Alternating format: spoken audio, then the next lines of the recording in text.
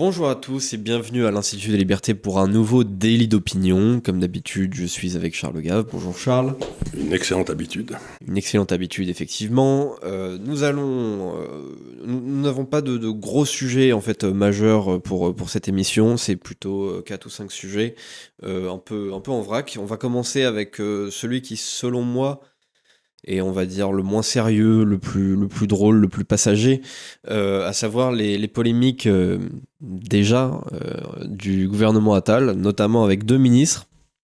Premièrement, avec Madame Oudéa Castéra, qui est donc ministre de l'Éducation nationale et des Sports, qui, alors comme Pape Ndiaye auparavant, a mis ses enfants dans le privé. En plus de ça, pas n'importe quel privé, le collège Stanislas, qui est une excellente école privée dans le centre de Paris, et qui a expliqué aux journalistes que, voilà, elle les a mis dans le privé parce qu'elle avait des problèmes de non-remplacement des horaires dans le public. Alors déjà, ça a fait une première polémique, parce que ministre de l'Éducation nationale, qui met pas ses enfants dans le public, ça la fout un peu mal.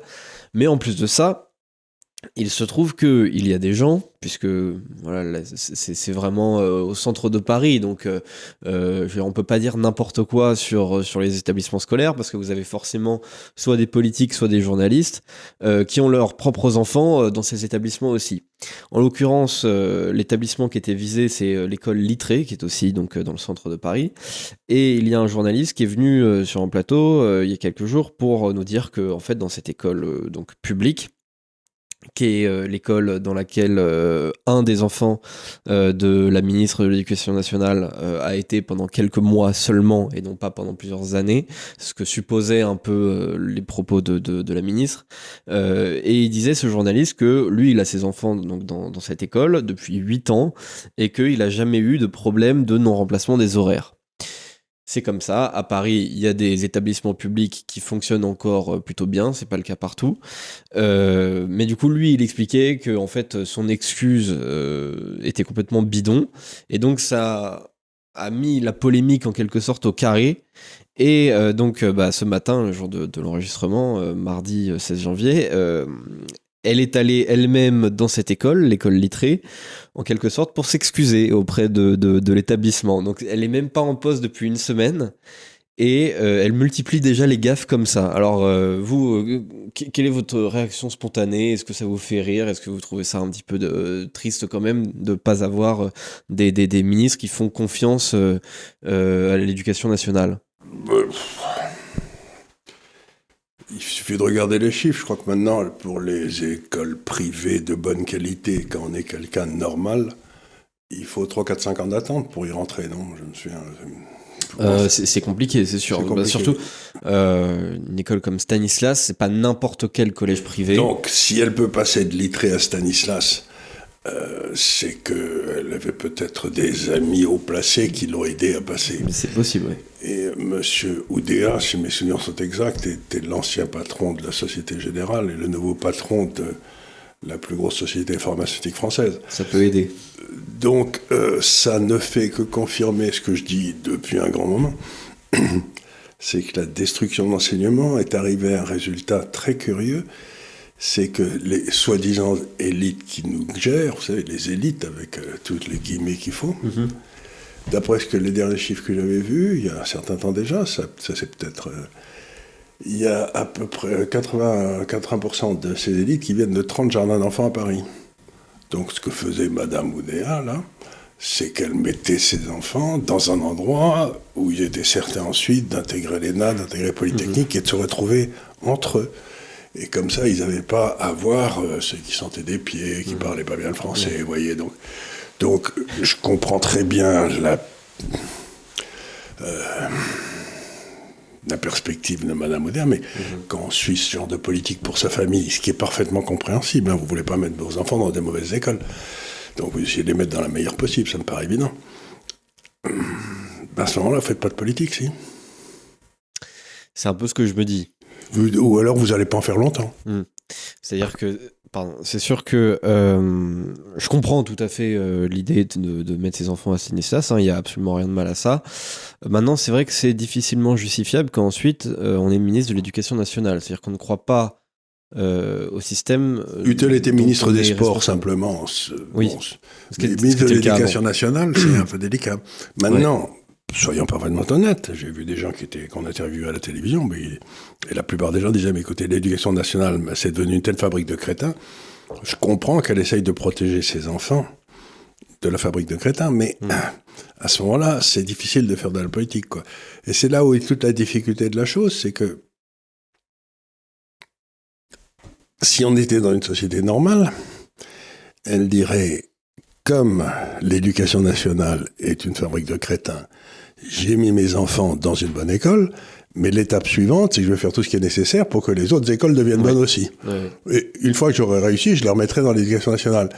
Tandis que là, le vrai problème, c'est ceux qui ont géré l'éducation nationale l'ont géré comme des cochons depuis 20 ans. Et ce qui est une réalité, je crois qu'il n'y a pas un Français qui n'en est pas conscient. Et que de l'autre côté, maintenant qu'il y a une ministre de l'Éducation qui essaye de se protéger contre de protéger les enfants, c'est elle qu'on attaque. Et on n'attaque pas la réalité du problème, qui est de l'éducation nationale, est devenue une fabrique de crétins. Oui, c'est vrai. Donc c'est encore une fois un renversement complet des valeurs. Et d'ailleurs... c'est pas de sa faute. Non, tout à fait. Moi en fait, je comprends tout à fait. Je n'en veux pas à cette ministre d'avoir mis ses enfants ici. Ce qui a participé aussi, je pense, à la polémique, c'est qu'il y avait eu un peu moins ce côté polémique sur les enfants de Pape Ndiaye, parce qu'ils étaient à l'école alsacienne, et il faut savoir que l'école alsacienne, c'est plus l'école privée de la haute bourgeoisie de gauche. Alors que la pratique, de Stanislas, c'est beaucoup plus conservateur. On sépare les filles et les garçons. Enfin, je veux dire, là pour le coup, on n'est pas en 2024. Là, on est vraiment dans l'école conservatrice, très à l'ancienne. Moi, j'ai toujours été partisan de séparer les filles et les garçons à l'école, parce que les garçons, le développement intellectuel se fait pas au même âge. Donc c'est très injuste, et pour les filles et pour les garçons. Enfin, ça c'est une autre histoire. Mais encore une fois, ce que j'essaie de dire, c'est que j'aurais été à la place de Madame Oudéa, j'aurais dit, j'ai fait ça, et à la limite, aux journalistes, à tout le monde, et je vous emmerde. Mais à partir du moment où c'est moi qui serai à la tête de l'éducation nationale, je peux vous assurer que si j'y reste 2-3 ans, ça sera plus comme ça, je remettrai mes enfants dans l'autre sens. Mais aujourd'hui, nier que l'éducation nationale est dans un état lamentable, c'est là qu'est l'erreur. Elle s'est trompée, elle aurait dit, j'en ai rien à foutre de ce que vous pensez. Et en fait, les Français, à ce moment-là, ce serait la personne la plus populaire de France. Alors c'est possible, et je pense qu'elle avait un peu envie de dire ça, sauf que ça aurait été en fait tacler ses propres collègues, puisque Macron est quand même... Et ensuite, je serais arrivé à l'éducation nationale, et j'aurais viré la quasi-totalité des cabinets, des types qui s'occupent de l'éducation nationale depuis 30 ans, des monsieur Mérieux, etc., en disant, je veux plus vous voir. Ouais. À la retraite. Effectivement. Donc si vous n'allez pas régler un désastre en étant gentil. Ouais, je suis d'accord. C'est comme si vous disiez, bon, le bateau est en train de couler, les gars, et on va... C'est pas bien de le dire. Et je vais pas prendre... Moi, j'ai des enfants sur le bateau qui coule, et je vais le laisser couler, alors que j'ai accès à un bateau qui flotte très bien à côté. J'ai un gonflable avec moi, je le mets dedans. Oui, mais c'est vrai. Donc, encore une fois, on s'en sortira pas tant qu'on n'aura pas reconnu la réalité du problème. On a été géré comme des porcs depuis 40 ans, partout. Oui, effectivement. Et je pense que cette ministre, en fait, elle a raté une très belle occasion de se devenir populaire. Absolument. En fait, elle a pris une balle un peu pour tout le groupe aussi de ministres qui étaient là avant, parce que, en fait, dire que l'éducation nationale est mal gérée depuis 20 ans, alors c'est vrai, mais dire ça aurait voulu dire que Attal a pas fait le boulot, que il a eu 6 mois le pauvre, ça c'est pas, on peut pas dire encore. Mais enfin, je veux dire, ça fait quand même 7 ans que Macron est là. Voilà, ça veut dire que même les ministres de Macron, c'est-à-dire Blanquer et Pape Ndiaye, ont pas fait le boulot non plus. Alors ceux d'avant non plus. Mais enfin voilà, je pense qu'elle a voulu éviter Mais la question qu'on va se poser sur l'éducation nationale, c'est est-ce qu'elle que joue le boulot tel qu'il est défini d'avoir une éducation nationale est quelque chose qui est faisable. Ouais. Est-ce qu'on ne doit pas revoyer l'éducation à l'échelle subsidiaire, c'est-à-dire au niveau des communes, comme ils le font en Suisse, comme ils le font partout? C'est une question aussi, ouais. Donc la question, c'est est-ce que c'est pas l'objectif même de l'éducation nationale qui est une imbécilité? Ouais, effectivement. Moi, je serais assez d'accord là-dessus. En principe, les écoles privées, elles sont gérées localement. Hein. Ouais, c'est vrai. Et si ça marche bien... Ce qui est extraordinaire, c'est que, comme toujours quand ça marche en France, on veut le fermer, parce que ça crée de l'injustice. Oui, ça j'ai bien vu sur les réseaux sociaux. il y a énormément de gens qui estiment que si l'école publique ne marche pas, c'est à cause de l'existence même de l'école privée. J'ai envie de dire, non mais vous ne pouvez pas à ce point être dans le déni de la faillite de système, quoi. Enfin, je veux dire, si on n'a pas l'école privée, on aura juste, on aura encore moins de Français normalement formés. On a vraiment une nation de crétins, quand même. Oui, c'est ça. Donc, ils veulent mettre tout le monde à égalité, mais c'est toujours, ça termine toujours par l'égalité par le bas, quoi. Donc, alors que l'école de la Troisième République, l'école républicaine, comme elle existait dans mon enfance, parce qu'il en restait, c'était quand même, avec le système des bourses, des concours et tout, c'était quand même une école qui visait vers le haut. Hein. Oui, c'était une école méritocratique, pour le coup. Complètement. Pour le coup, vraiment méritocratique. Pas basée sur le mérite du revenu familial, mais sur le mérite de la qualité de l'enseignement, derrière de l'accompagnement pour faire ses devoirs, etc. Je trouve que c'est un bon modèle, et d'ailleurs, l'école privée, en fait, reprend ce modèle-là. Voilà, mais d'ailleurs, il y avait une concurrence entre les deux. Oui. Quand j'étais enfant à Amiens, il y avait les jésuites, d'où sont sortis Macron, d'ailleurs. Et puis de l'autre côté, littéralement de l'autre côté de la grille, la cité universitaire, là où il y avait le lycée. Et, les niveaux étaient semblables entre les deux, quoi. Il n'y avait pas de différence. Oui, et puis même, il y avait une époque où, en fait, c'était plutôt mal vu d'être dans le privé, parce que c'était plus vu comme une école de cancre, quoi. Oui, puis ça, c'est vrai, il y avait des écoles qui étaient boîtes à bac, qui étaient spécialisées dans les cancres. Ça existe toujours, mais c'est quand même, c'est pas l'image qu'on a de l'école privée. Enfin voilà. Et puis après, il y a eu une petite polémique aussi qui m'a beaucoup fait rire sur Stéphane Séjourné. Donc Stéphane Séjourné qui... Ah oui, le spécialiste des affaires internationales. Voilà, le grand spécialiste, l'immense diplomate. L'immense diplomate qui a vécu 3 ans à Londres, je sais pas quoi. Voilà, et il a vécu un peu en Argentine aussi au début des années 2000. C'est là où il a pris toutes ses mauvaises idées. Oui, mais il s'était engagé au Parti Socialiste. Donc il a bien vu, un visionnaire, Séjourné. D'ailleurs, ensuite, il est passé en France et il a continué à détruire tout ce qui pouvait être détruit. Voilà, c'est ça. Donc il s'était engagé auprès de Dominique Strauss-Kahn en 2012, avant l'affaire du Sofitel. Enfin voilà, vraiment le mec, partout où il y a un désastre, Stéphane Séjourné était là juste avant. Enfin bref, pourquoi on parle de Stéphane Séjourné, c'est parce que ça devait être un jour ou deux après sa prise de fonction. Il commet peut-être la plus grosse faute de français que j'ai jamais entendue de la part d'un ministre. D'Argentin Non, il parlait des Ukrainiens. Il disait ce sera l'occasion pour nous aujourd'hui de voir ce qu'ont besoin les Ukrainiens. Ah, c'est intéressant. Et alors apparemment, c'était pas du tout sa première fois en termes de faute de français absolument énorme. Je trouve que c'est assez dingue d'avoir ce niveau-là dans les ministères. Je pense que surtout quand on parle de la francophonie toute la journée, etc. Ben oui, c'est en même temps cette croyance que si on se met à faire des fautes de français, ça veut dire qu'on fait partie du peuple. Mais le peuple, par exemple, il aimait beaucoup De Gaulle parce qu'il parlait un très beau français, et puis Pompidou aussi. Donc cette histoire, c'est toujours penser que ces gens qui parlaient bas et pensaient bas en pensant se rapprocher du peuple, c'était l'abomination de la désolation. Ouais, mais lui, il est peut-être juste nul. Moi, je pense qu'il est juste nul. Je pense pas qu'il pense se rapprocher du peuple. Vous ne croyez pas qu'il a fait exprès? Non, je pense pas qu'il a fait exprès. Ah, c'est pire que non, tout, parce ça. que déjà, c'est pas sa première perle. Il avait déjà dit sur un autre plateau, c'est pas moi qui décidera. Enfin voilà, c'est pas sa première fois. Il avait dit encore une autre énormité qui m'échappe à l'instant. Enfin moi, si j'étais responsable d'une formation politique, je pense que je ferais prendre à tous mes cadres des cours de français. Ouais. Parce que je trouve que cela inspire grandement la confiance quand les représentants d'un parti politique pratiquent un français soutenu, agréable à écouter. Voilà. Ce qui leur permet aussi, dans la mesure où ils maîtrisent la langue, de temps en temps d'avoir une idée. Oui. Mais la maîtrise de la langue est directement corrélée à la qualité des idées, à la manière d'accord. dont on a Donc, de les exprimer. Un type qui parle pas bien le français, comment voulez-vous qu'il exprime une idée Absolument. Intelligente, c'est triste, mais c'est comme ça, quoi. Ouais, non, c'est sûr. Si vous avez 500 mots de vocabulaire, vous ne pouvez pas être un idéologue. C'est juste pas possible. Pourquoi vous dites du mal de Sarkozy, là, non, je voulais pas le citer. Voilà, je voulais pas le citer. Vous m'avez forcé. Vous êtes généreux, là. Vous m'avez forcé. Je voulais pas le citer. Je veux pas avoir de problème. Bon, mais c'est sûr, oui, quand on est quelqu'un comme Mathieu Bock-Côté, par exemple, bah, on a des idées qualitatives. À la fois, c'est ce parce qu'on a aussi il a tellement dit de mots dans la tête que. Ça fuse dans tous les sens. C'est sûr, ça fuse.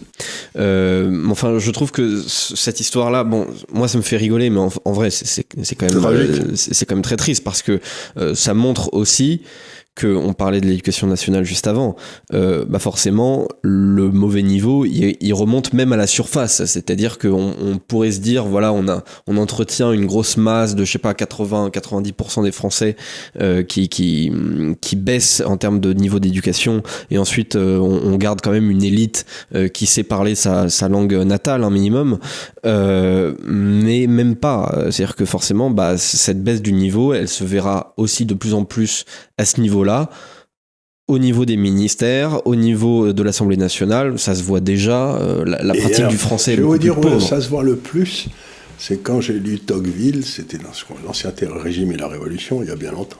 Mais il faut le lire si vous avez 5 minutes, hein, c'est absolument remarquable. Il y avait une série de grands rapports administratifs qui avaient été adressés au roi ou à l'empereur Napoléon, etc., pendant toutes ces années-là, et c'était écrit dans un français absolument superbe. Les lois étaient dans un français cristallin. Absolument.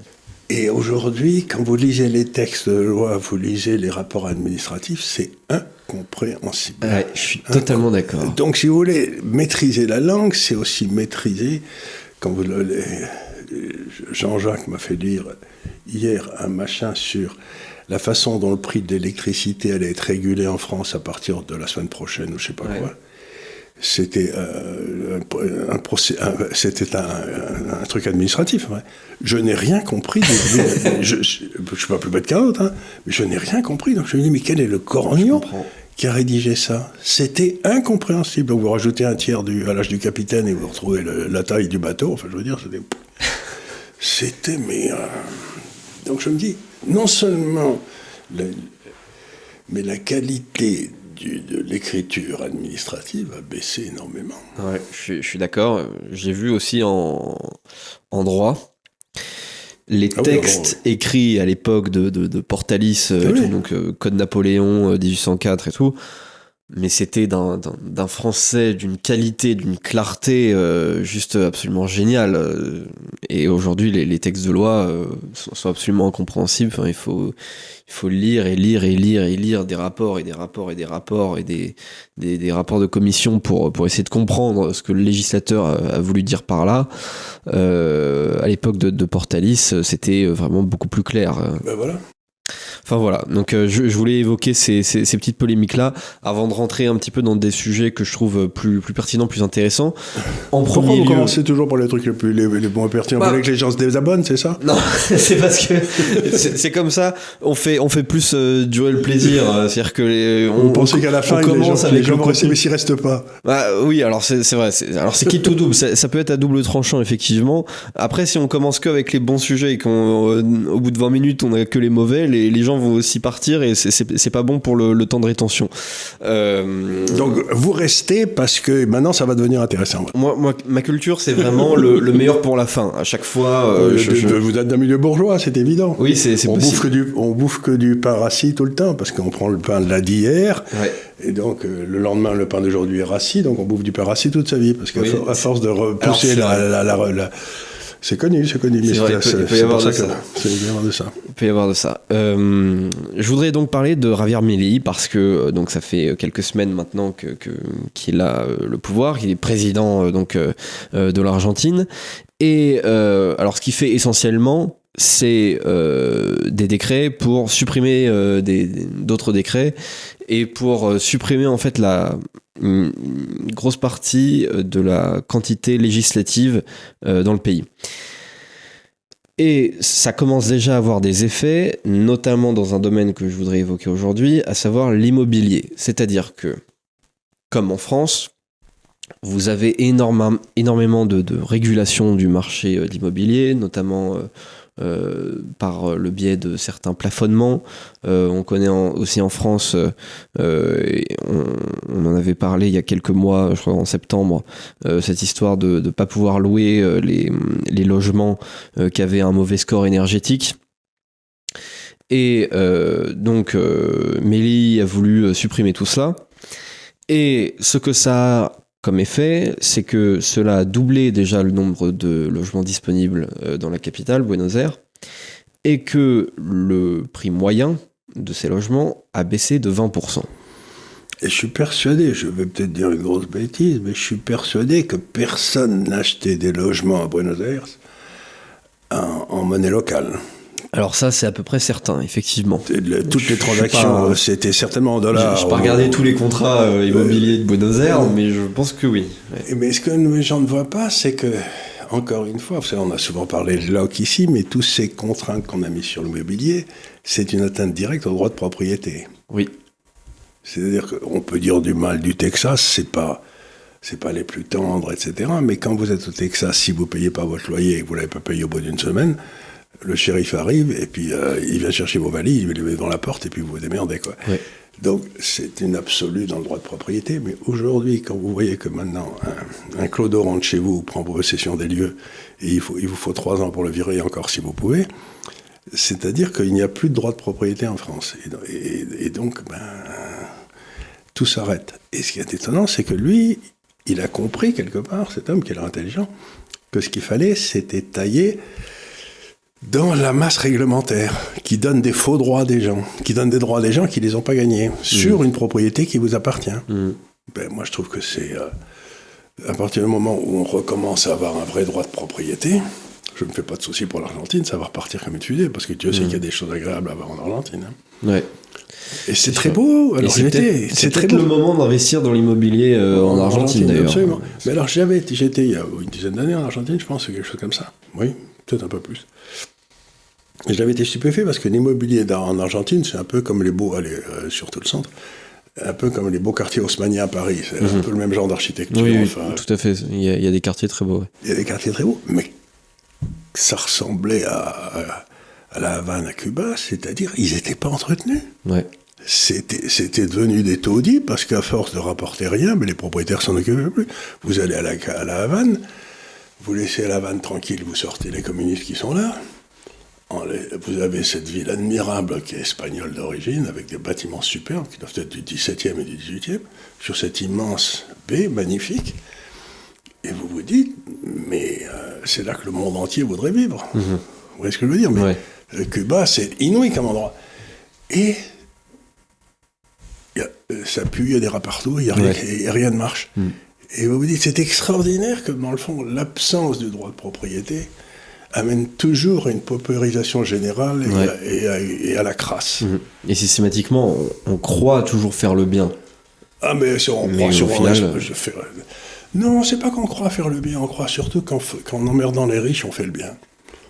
Oui, enfin... C'est une autre façon de faire le bien. On croit aussi que en emmerdant les riches, en fait, on protège les pauvres d'une certaine manière, par je ne sais quel procédé, alors qu'en fait, non. Ce qui est bénéfique dans l'immobilier... Vous savez, dans les 10 commandements, c'est que le 10e, c'est tu n'envieras ni la femme de ton voisin, ni sa Ferrari, ni son âne, ni sa maison, donc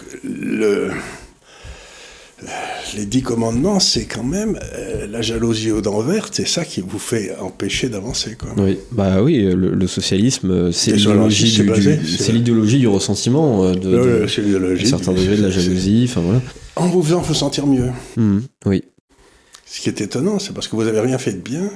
Mais par contre, ce qui est très étonnant, c'est quand vous lisez les péchés capitaux, qui est un autre sujet qui m'intéressait, un peu moins maintenant parce que je suis vieux, mais enfin, moi, il y avait tout un tas de péchés capitaux qui m'intéressaient. Mais quand vous lisez les péchés capitaux, le seul qui n'ait aucune satisfaction objective, c'est l'envie. Si vous êtes devrait bouffer, vous pouvez vous en mettre jusque-là. Et l'envie, ça ne trouve jamais de satisfaction objective. C'est pour ça qu'on dit que c'est le péché du diable. C'est toujours le péché du diable, parce que quoi que vous fassiez, vous vous sentez toujours mal. Effectivement, ouais. Oui, j'avais pas pensé, mais c'est vrai. C'est le seul. La luxure, vous pouvez faire des bêtises. Ouais. C'est plein. Tant qu'il y a des volontaires. Et puis, mais alors l'envie, il n'y a rien, vous pouvez rien en faire. Effectivement. C'est l'envie aux dents vertes. Effectivement, je suis assez d'accord, j'avais pas pensé. Et toujours sur Javier Milei, cette semaine, il se rend au forum de Davos. Alors, ce qui pousse tout un tas de mauvaises langues à dire que, vous voyez, en fait, il est copain avec Klaus Schwab, tout ça, c'est la même chose, en fait, c'est les mêmes personnes.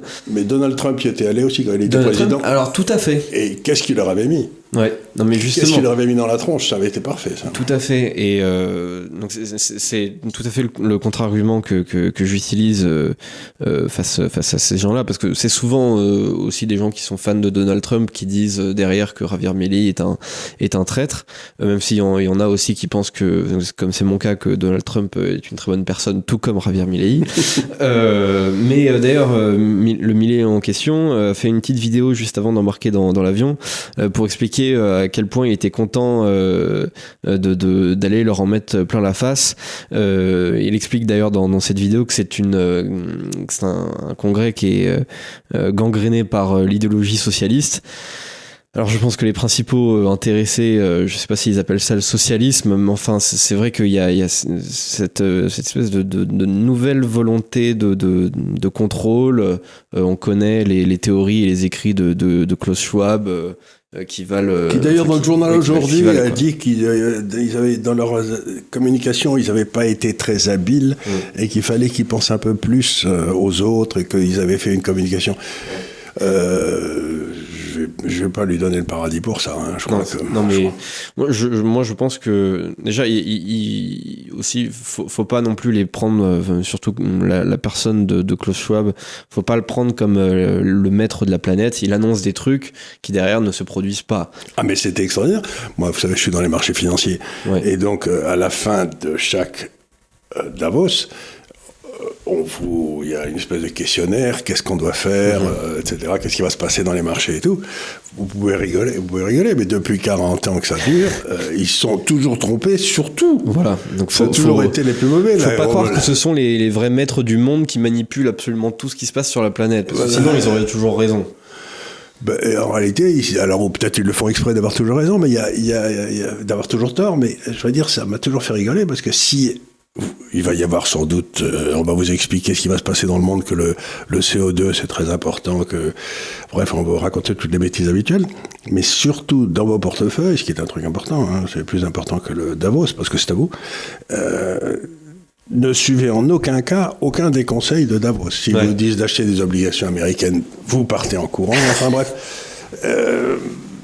Et s'ils parlent de rien, faudrait peut-être aller voir pourquoi. Donc, je veux dire, vous savez, il y avait un club à Londres qui était très connu, Annabelle's, qui disait « Was the Middle East meet the middle class ». Vous savez, c'était au Moyen-Orient rencontrer la classe moyenne, mais c'était pour se moquer un peu d'Annabelle. Et Davos, c'est l'endroit où les faux intellectuels rencontrent ceux qui pensent être importants. Ouais. Donc surtout, vous perdez pas de temps là-dessus. Ouais, je suis assez d'accord. Et c'est pour ça qu'il faut pas trop prêter attention non plus à ce que raconte Klaus Schwab et tout, parce qu'il aime bien, je pense aussi, je pense qu'il se gargarise un peu de cette image de méchant dans James Bond, et qu'il aime bien annoncer tout un tas de trucs qui derrière ne se produisent pas forcément. Enfin, je veux dire, si on écoute ce qui se passe, selon lui, ce qui se passera dans le futur en 2020, tout le monde porte encore un masque, voire même un casque pour ne pas partager si vous voulez, la air. qualité de la pensée à Davos, elle est aussi bonne que celle d'Atali. Oui, c'est un peu les mêmes gars. Comment il s'appelle, Hariri ou Harari, le seul gars dont j'ai pas réussi à terminer le bouquin d'ailleurs. C'est vrai qu'il est un peu dur. Non, mais surtout, il a rien compris du début à la fin. Un juif, il comprend rien à la vocation messianique du peuple juif. Je vous dis, le mec, il est pas tout seul dans sa tête. Je suis d'accord. Il est un peu. Il est ennuyeux. Il est plein de lui-même et il comprend rien. Ouais, il a une réputation qui est pas, je trouve, qui est pas adaptée vraiment à la qualité de la pensée du gars. Enfin, il dit plein de choses qui sont fausses. Enfin bref. C'est la vieille plaisanterie. C'est un gars, vous savez, qui sait tout, qui comprend rien. Ouais, et c'est un peu pourtant, il est quand même invité partout, c'est un peu le Attali niveau monde à qui on demande ce qui va se passer dans le futur. Et je pense qu'il n'a pas raison sur ne serait-ce que la moitié de ce qu'il raconte. Sujet suivant, les agriculteurs allemands. Alors, qu'est-ce que c'est que ce mouvement ? Qu'est-ce qu'il demande concrètement de ce que j'ai lu, puisque j'ai lu quelques articles. Il s'oppose à la fin annoncée par le gouvernement allemand de plusieurs subventions et d'allègements fiscaux. Non, mais ce qui se passe, d'après ce que j'ai compris, mais j'en sais trop rien, parce que vous savez, tout ça c'est toujours compliqué, mais les agriculteurs allemands, pour cultiver leurs champs ou chauffer leurs élevages, j'en sais rien, avaient acheté leur énergie hors taxe sur l'énergie. Donc, c'était très bien. Et là, encore une fois, pour sauver la planète, on a décidé de leur coller les taxes. Et du coup, ça fout en l'air une grosse partie de leur compte d'exploitation. Et donc, on se retrouve comme en Hollande, où ils voulaient fermer les... Donc, je me demande s'il n'y a pas dans le monde qui nous gouverne, à cause de ces histoires de CO2 et des vaches qui pètent, ou j'en sais rien, une volonté de liquider les paysans. Il ne faut pas oublier que la crainte de tous les gens au pouvoir depuis 1000 ans, c'était la jacquerie. Vous savez, les paysans qui arrivaient avec des fourches qui vous coupaient en morceaux. Donc, est-ce qu'il reste quelque chose dans le pouvoir ? Parce que maintenant, ils doivent représenter 3% de la population, les pauvres. Oui, mais maintenant, ils ont des belles machines. Ils ont plus juste des fourches. Oui, alors, je sais pas. Il y a un tracteur à Berlin maintenant. Ce que dit mon fils toujours en rigolant, c'est... Il dit, bon, si les Français ou les Italiens sont dans la rue en gueulant contre le gouvernement, personne n'y fait attention. Ouais. Mais en général, quand les Allemands sont dans la rue, ils sont les andouilles. Alors c'est ça qui est intéressant. Est-ce que c'est nouveau, quoi ? Est-ce qu'il se passe un phénomène nouveau ? Parce que les Allemands, ils sont assez rarement dans la rue. Oui, d'abord, il fait froid en hiver. Oui, c'est sûr, c'est pas évident de convaincre tout le monde d'aller manifester à Berlin sous moins 10. Ben oui, mais en même temps, c'est le seul moment où ils peuvent le faire, parce que le reste du temps, ils doivent être dans les champs et s'occuper des bêtes. Oui, c'est pas faux.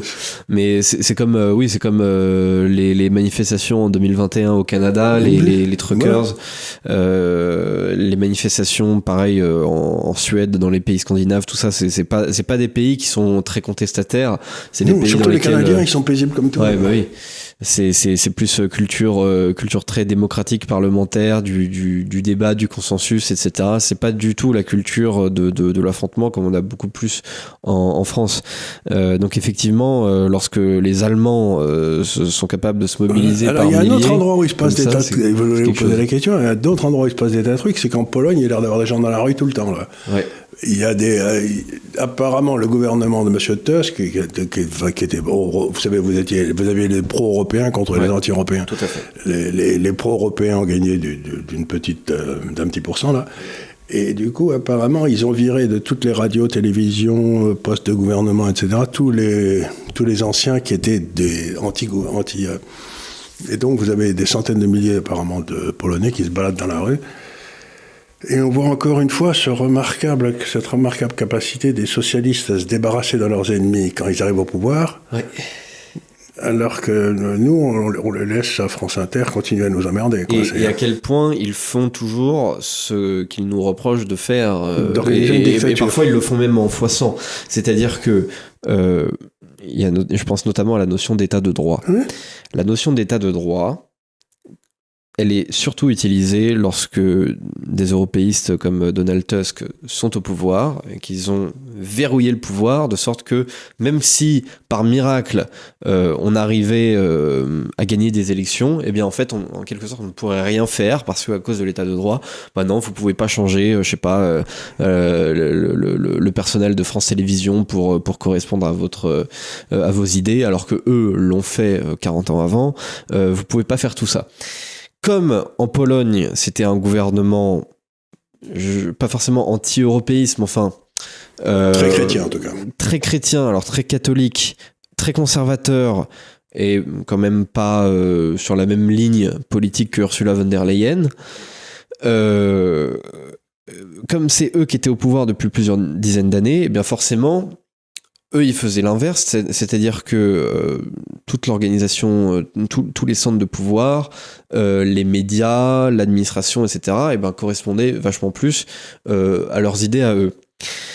Et alors là, maintenant que c'est Donald Tusk qui est au pouvoir, donc en Pologne, il les vire tous. Et là, l'état de droit, on s'en fiche. Parce qu'en fait, l'état de droit, ce n'est valable que dans un des cas et pas dans l'autre. Ce n'est pas valable dans tous les cas. C'est un état de droit avec effet de cliquet. Parce que lui, il a le droit.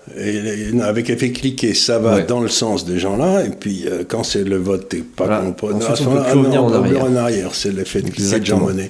Non, mais c'est assez curieux, et ça m'amène à quelque chose d'intéressant, c'est que un peu partout, je vois quand vous parlez de l'état de droit, on définit maintenant la démocratie, autrefois c'était la volonté du peuple, c'était la majorité, on définit la démocratie comme la protection des minorités. Donc maintenant, on a une série de minorités, on appelle ça la transactionnelle, je ne sais plus comment ils appellent ça. Toutes les minorités se regroupent et sont protégées par la gauche. Et comme la gauche s'est débrouillée pour que toute la magistrature soit de gauche dans tous nos pays, vous avez maintenant un gouvernement des juges qui protège les minorités contre la volonté de la majorité. Et donc, on n'est plus du tout en démocratie. On est dans un machin, je ne sais pas comment on l'appelle, c'est une minorité crature. C'est-à-dire que si vous êtes une minorité, vous avez le droit de parler ou d'être entendu. Si vous êtes dans la majorité, vous êtes un gros Dupont-Lajoie et vous servez à rien. Donc, c'est une forme aussi de gouvernement dont je ne savais pas qu'elle pouvait exister, quoi. C'est-à-dire que si vous n'êtes pas comme tout le monde, vous avez la parole. Et si vous êtes comme tout le monde, vous vous dites bien la fermer parce que vous n'êtes pas... Donc il se passe quelque chose dans même la définition. Et du coup, les gens qui sont dans ce système-là, qui ont fait passer le pouvoir à ces minorités, disent que ceux qui gueulent à l'intérieur de la majorité sont populistes. Ben oui, puisqu'ils sont pour le vote, ils sont pour la majorité. La majorité, c'est le peuple. Donc c'est curieux que maintenant on définisse même plus la démocratie comme le pouvoir de la majorité. Oui, bien sûr. Mais d'ailleurs, on en avait discuté il y a quelques semaines avec Guilain Benessa. Il y a cette question du référendum. Oui. Enfin, les mecs qui sont au pouvoir ont une peur bleue de tout référendum. C'est-à-dire qu'ils vous disent comme contre-argument, oui, mais on peut pas juste gouverner par référendum toutes les semaines. On demande même pas un référendum toutes les semaines. Il y en a même pas un tous les 10 ans. Donc, je veux dire, il faut assumer. Il nous enfle pareil. Alors oui, ça sert à rien. Oui. Ça, même quand on gagne, ça sert à rien. Alors. Donc, non, mais c'est ça qui est extraordinaire, c'est de voir à quel point cette espèce de classe, elle est plutocratique qui nous gouverne, a trouvé intelligent de s'allier avec ces minorités qui ne représentent rien qu'elles-mêmes pour empêcher la démocratie de fonctionner. Ouais. Et ça s'est fait avec l'accord de la presse. Oui, absolument. Et des juges. Ouais. Et c'est curieux, cette espèce de coup d'État. Parce que maintenant, on est en train de le voir, évidemment, en Pologne. Je veux dire, parce que justement, ils avaient organisé un autre truc, et là ils font sauter tous les verrous qu'avaient mis les autres. Oui, c'est ça. C'est-à-dire qu'en fait... Et personne ne dit rien. Je veux dire, si c'est l'inverse qui se produisait, vous pouvez être certain que dans tous les journaux de la presse occidentale, on parlerait de ce nouveau gouvernement d'extrême droite qui fait absolument tout sauter. C'est ce qu'on dit d'Orban ou c'est ce qu'on dit de Poutine, quelque Exactement, part. Oui. Et là, comme c'est Donald Tusk, là, on n'en parle pas trop, puisqu'en fait... D'accord, en fait, il ne respecte pas du tout l'esprit de la démocratie et de l'état de droit. Mais il le fait contre des ennemis. Comme c'est dans le bon sens, ça va. Voilà. Donc, en fait, c'est la même chose en Allemagne, c'est la même chose partout. C'est que toutes ces élites, dans le fond, elles n'aiment pas les paysans, elles n'aiment pas les travailleurs, elles n'aiment pas les... On se demande qui elles aiment. Et donc, c'est-à-dire qu'aujourd'hui, on a des élites qui gouvernent contre le peuple avec le soutien des juges.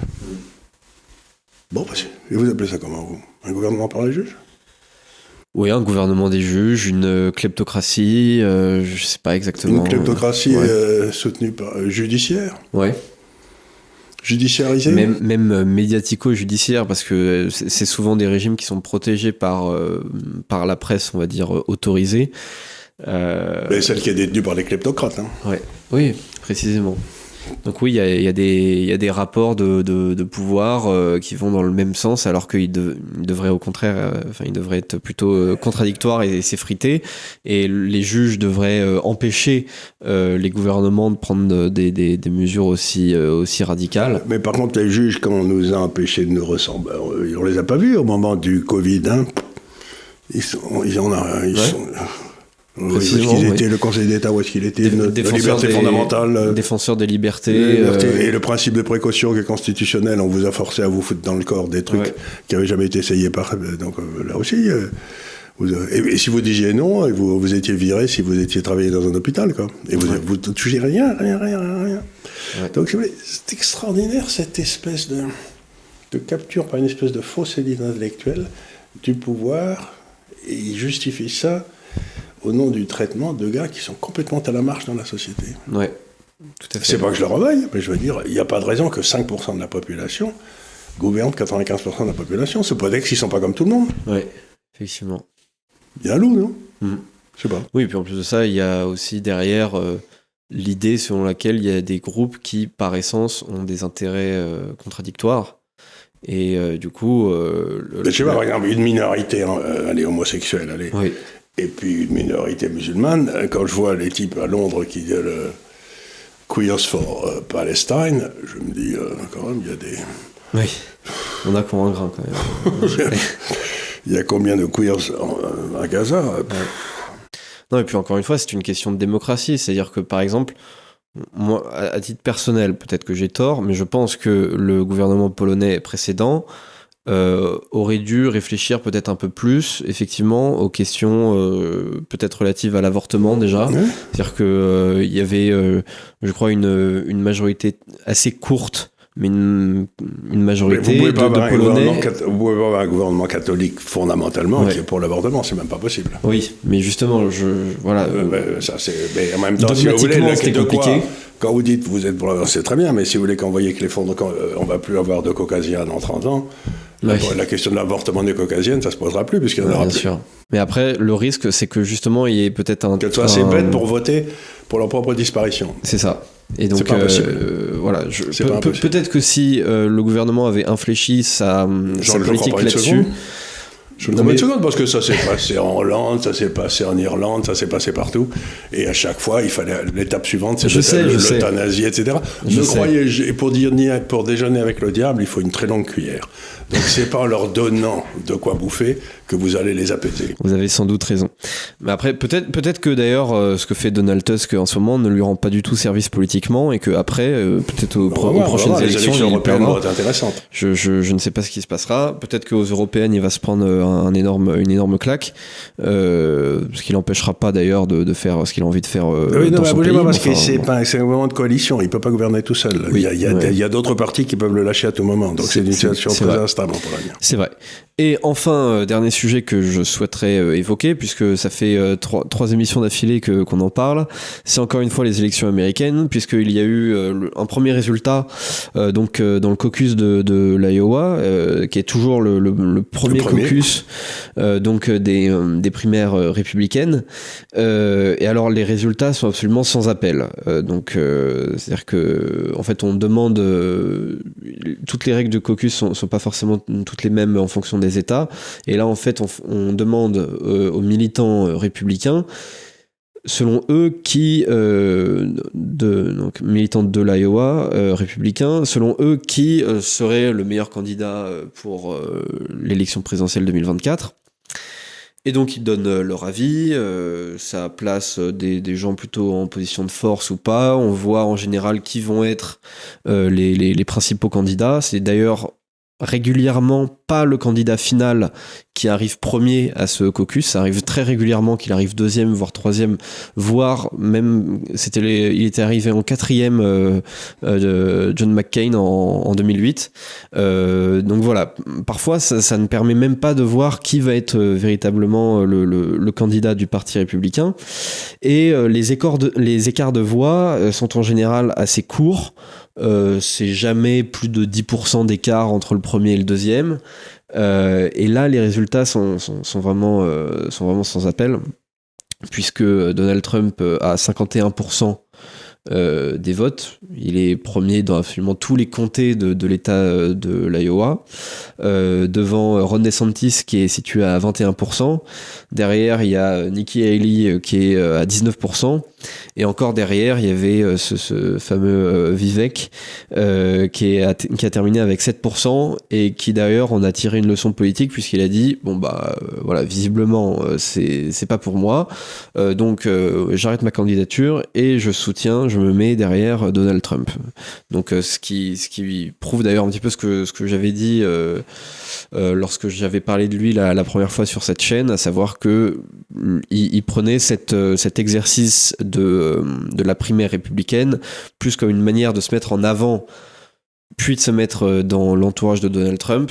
En fait, ça valorise sa présence et sa personne, sa personnalité. Il a fait une campagne très sympathique. Très anti-establishment, parfois un peu bizarre, même il est allé jusqu'à remettre en cause le narratif du 11 septembre, enfin je veux dire, il y a des trucs quand même sur lesquels je suis pas du tout d'accord, mais enfin sur la forme en tout cas il a été vraiment très très bon, très présent sur les réseaux sociaux aussi, donc très, très en phase avec les plus jeunes générations des soutiens du Parti républicain.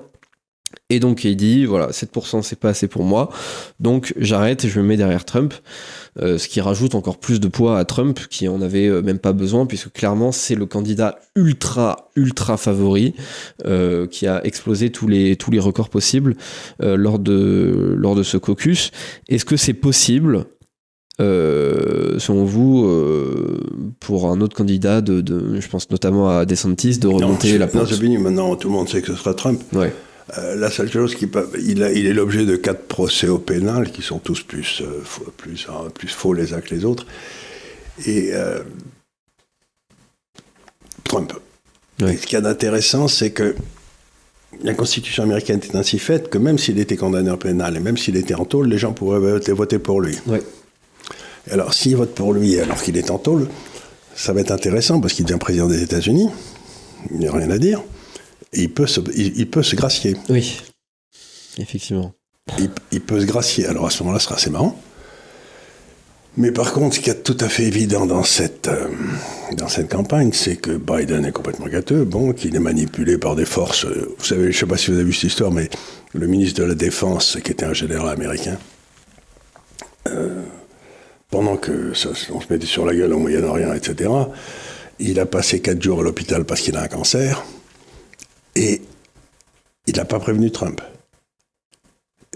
Ce que je veux dire, vous vous rendez compte, alors que Trump, c'est le commander-in-chief, donc le gars qui est numéro 2 dans les activités de défense, alors qu'il y a des conflits ouverts avec l'Ukraine, etc., il va 4 jours dans un hôpital, et il ne fait pas savoir, mais je suis bien certain qu'il a fait savoir à Obama, si j'ose dire. Mais, donc ça montre à quel point Biden est en charge de rien du tout, quoi.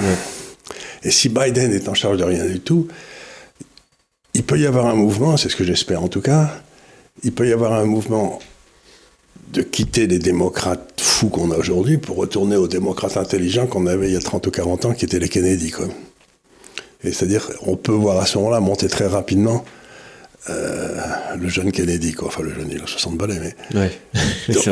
donc, parce que le but maintenant aux États-Unis, c'est de se débarrasser des fous qui sont arrivés avec Obama, quoi. Toutes les histoires de woke, toutes les histoires de racisme. Il n'y avait plus de racisme aux États-Unis quand j'y étais il y a 10 ans ou il y a 15 ans. Et l'obsession d'Obama, ça a été de ramener le racisme dans le discours. Alors, tout à fait, ça c'est très intéressant parce que j'ai déjà vu des enquêtes d'opinion comme ça qui étaient fréquentes depuis plusieurs dizaines d'années, qui essayaient en fait de noter en quelque sorte, de qualifier les relations interraciales aux États-Unis. C'est-à-dire comment les Blancs voient les Noirs, comment les Blancs voient les Asiatiques, les Latinos, comment les Latinos voient les Blancs, comment les Latinos voient les Noirs, comment les Noirs voient les Latinos, comment les Noirs voient les Blancs, etc. Voir si y a du ressentiment, de la jalousie, qu'on estime qu'il y a un groupe dominant, qu'il y a un groupe qui fout le bordel, etc. Et ce qu'on voit, c'est qu'effectivement, il y a un bref moment entre entre les années 90 et le début des années 2000, jusqu'au début des années 2010 à peu près, où tous les groupes raciaux, globalement, se respectent. C'est-à-dire que C'est ça. on a mis un peu derrière nous les histoires des droits civiques, donc les Noirs ne voient pas négativement les Blancs ne voient pas négativement les Noirs, etc. Il y a forcément quelques disparités, quelques petites tensions, sinon elles ne seraient pas ravivées derrière, mais globalement, ça va. On peut parler de vivre ensemble, on peut parler de tout ça. Et effectivement, c'est sous la présidence d'Obama que ces relations se sont totalement tendues. Encore plus sous le mandat de Trump, parce que ça a encore plus réveillé les mouvements Black Lives Matter, etc. Ils ont été réveillés avec de grosses sommes d'argent par les Soros, etc. Oui. Mais qui donnaient des grosses sommes d'argent, mais qui n'avaient pas d'effet. Parce que là, ils ont eu le soutien de toute l'administration démocrate. Oui, effectivement. Et puis dans toutes les villes, etc., on a commencé à faire l'histoire, on n'en peut plus dire. Et puis ils auraient été... ça s'est manifesté aussi avec un mouvement de la gauche très profond, qu'on a en France aussi, d'ailleurs, contre la police. Oui. C'est-à-dire, vous aviez deux choses. Vous aviez eu la renaissance du racisme et appuyé sur une condamnation, c'est évidemment la lecture qu'il faut faire de ça, c'est évidemment la montée de ce qu'on appelle le wokisme, qui est une espèce de gauche nouvelle génération. Qu'on a traité ici avec notre ami... Avec Pierre Valentin, qui était très malin. C'est très bien ce qu'il a dit, tout ce garçon. Vous devriez lire son livre, il est très bien. Très très bonne émission, effectivement. On se souvient, les commentaires d'ailleurs étaient dithyrambiques sous la vidéo, effectivement, qui traite de ce sujet en profondeur et avec une très bonne qualité. Le bouquin que j'ai fait se vend très bien et je voulais vous en remercier, j'ai oublié de le dire. Absolument. Et vendu à plus de 2500 exemplaires depuis le 1er janvier. Donc on arrive à près de 20 000, quoi. Ouais. Ce qui paraît, pour un essai, très bien.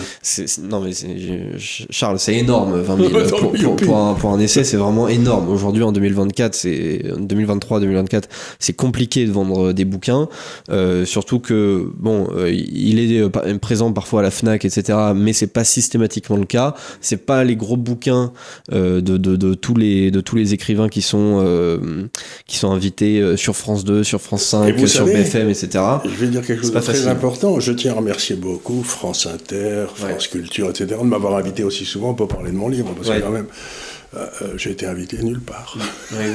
Par Monsieur Copin. Non, mais déjà vendre 20 000 bouquins quand on est invité sur tous ces médias, c'est déjà pas mal. Alors le faire quand on ne l'est pas du tout, c'est encore mieux. Donc vraiment, c'est une très belle performance, c'est sûr. Et on vous la doit à vous, hein. Bah évidemment. Et d'ailleurs, je rappelle, je continue de mettre à chaque fois le lien de la commande du livre sous les vidéos YouTube. Vous avez le lien pour le commander. On rappelle d'ailleurs que tous les droits d'auteur sont reversés à la structure de l'Institut des Libertés. Donc voilà, c'est aussi une sorte ce matin que nos coûts avaient fortement augmenté l'an dernier parce qu'on l'a embauché. Donc il va falloir... Forcément. Voilà, c'est lui le responsable. Voilà, tout est de ma faute. Donc voilà, vous êtes obligé d'acheter les bouquins pour moi. Parce que sinon, il n'y a pas de croquettes à la fin.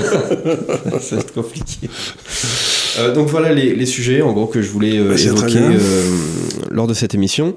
Nous allons conclure là-dessus. Je rappelle, comme chaque semaine, bien sûr, que ces vidéos, elles sont disponibles en format podcast sur Deezer, sur Spotify. Il y a un moment où vous permettiez à Hogarth de poser une question de temps en temps. Alors oui, effectivement, on peut faire ça. On peut faire ça. Si vous avez une question, vous allez voir Léonard. Si vous êtes encore là, vous pouvez tout à fait poser une question dans les commentaires. Je peux la sélectionner pour la semaine prochaine. Voilà,